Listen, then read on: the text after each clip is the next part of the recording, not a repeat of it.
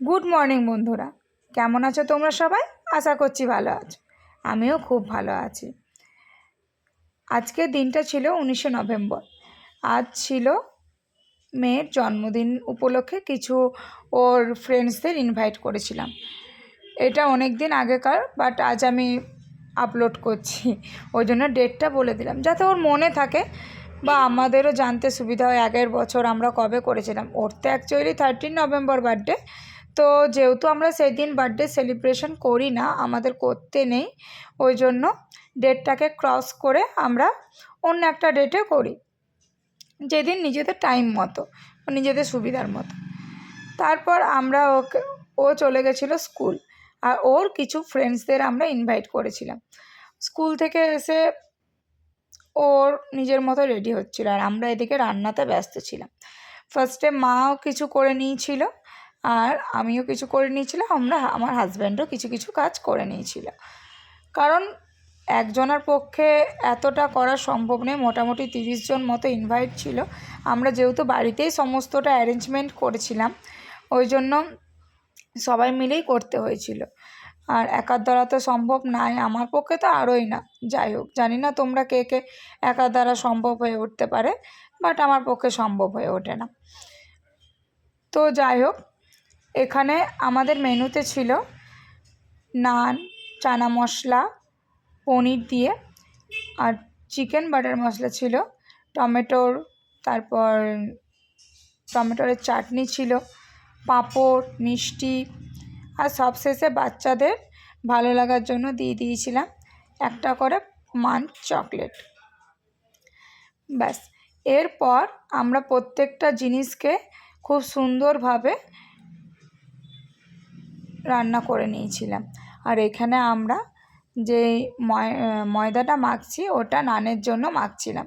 এবারে ময়দাটা আমার খুব সুন্দর মাখা হয়েছিল, আমাদের কেন জানি না খুবই সুন্দর হয়েছিল, একবারে রেস্টুরেন্টের মতো বলো বা রাঁধুনিদের মতো বলো, বেশ সুন্দর হয়েছিল। কিন্তু তো কেউ যদি চাও অবশ্যই ভিডিওটা দিয়ে দেবো তোমাদের, যে এতটাই সুন্দর হয়েছিল।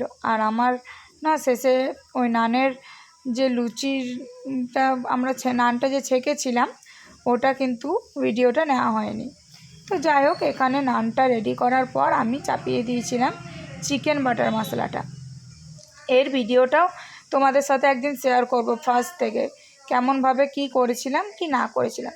চিকেন বাটার মশলাটাও খুবই অসাধারণ হয়েছিল, আমি বলছি না, আসলে সবাই নাম করেছিল তাই বললাম। সব বাড়ির মতো ছিল তো, তাই সবাই বলছিল আর কি। তো যাই হোক, নিজেরাই পরিবেশন করেছিলাম, নিজেরাই রান্না করেছিলাম।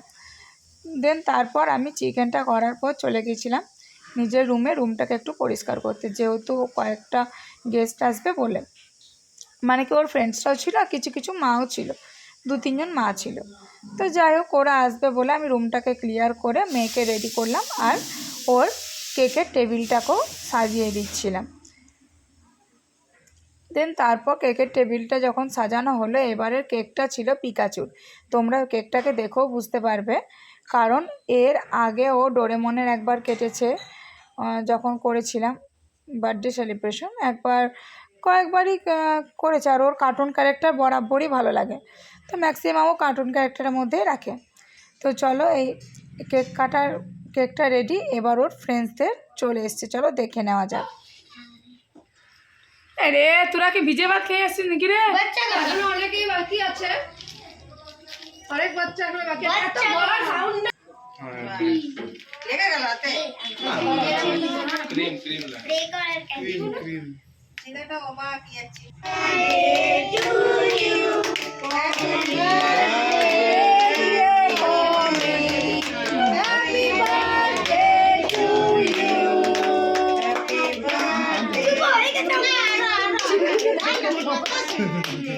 বুঝতে পারছি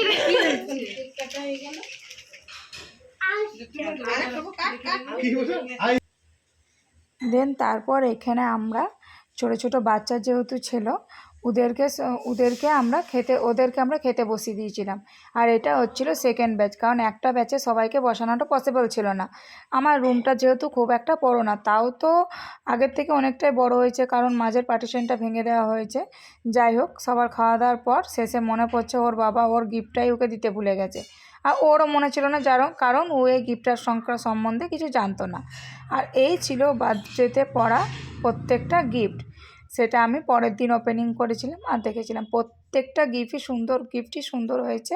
সকলকে থ্যাংক ইউ। আর অবশ্যই জানিও তোমাদের ভিডিওটা কেমন লাগলো। চলো ততক্ষণের জন্য টাটা, বাই বাই।